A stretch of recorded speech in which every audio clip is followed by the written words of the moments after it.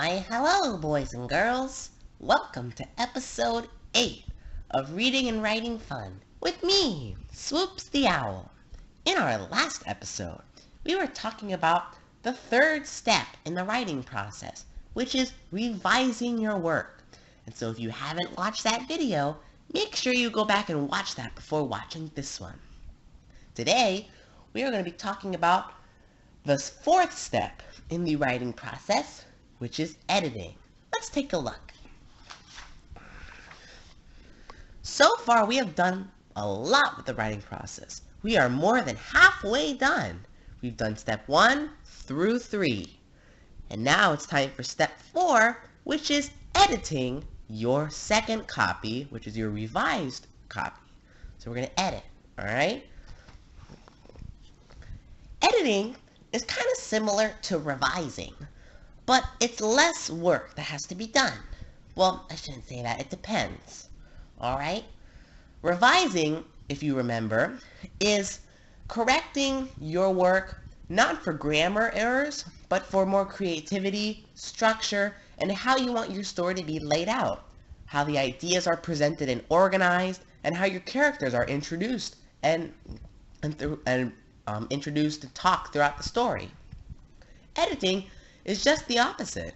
We're checking for grammar and punctuation and basically those little nitty-gritty stuff that you really don't want to do, but you kind of have to because it makes you look good as an author, it makes you look intelligent, and also it helps the reader too, because if you don't use proper grammar, it won't help the sentences flow.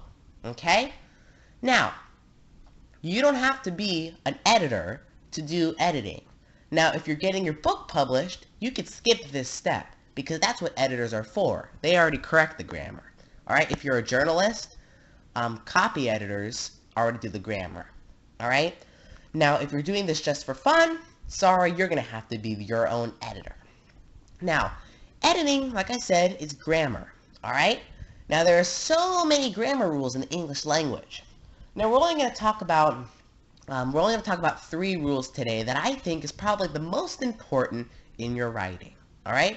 The first thing is run-on sentences. All right? A run-on sentence is basically a sentence that just keeps going and going, has a lot of ideas just in one sentence. All right? And finally, like after 3-4 ideas, a period ends the sentence. All right?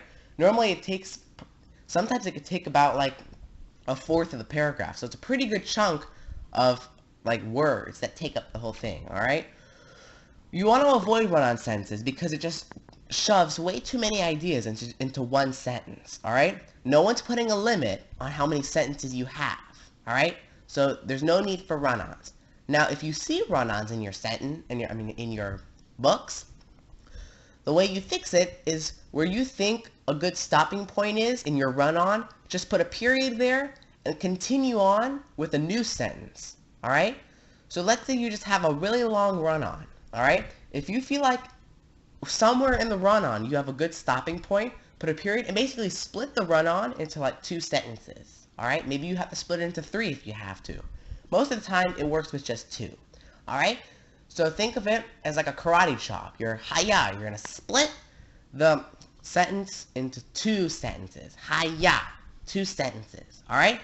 That's one way you can fix run-ons. But there's many other ways you can fix run-ons, and you can look those up. But that's the most common way to do it, and that's the easiest, in my opinion. Another mistake people make is homophones, or homonyms. Same thing. Just words that sound the same, but they're spelled differently. All right? Such as the 3 theirs. All right? We have one there that's T-H-E-R-E, all right, which talks about location. The object is over there. That's T-H-E-R-E. There's T-H-E-I-R, which talks about a group. They're the ones that are going to get the award. Talking to a group, certain people, all right? And the final there is a contraction of they are. T-H-E-Y apostrophe R-E. That means they are. So think of that as they are, just a contraction. So they're going to the party. And again, it talks about people, but just think of it as they are. So if you want to use they are, just substitute it for they, the one with the apostrophe. All right? Now, there's many other examples of homophones and homonyms, although that's a common one. All right? And the last rule I want to go over is make sure after a period you always capitalize the first letter of the first word. All right? So now I've seen this. It may seem silly. You think, oh, I learned that in kindergarten. But I've seen it all the time. All right? So make sure when you end a sentence with a period, your next word, the first word, all right, of that first word, the first letter has to begin with a capital letter. All right? Don't forget that. All right? So 3 simple rules. No run-ons. You use your homophones and homonyms correctly. And make sure you start each sentence with a capital letter. All right?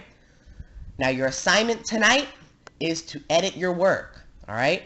Check for grammar. Check for spelling, punctuation, mechanics, everything you have to do to make your work look like an English scholar wrote it. All right? That's your goal. Okay? Thank you so much for watching. This is Swoops the Owl signing off, and have a pleasant day.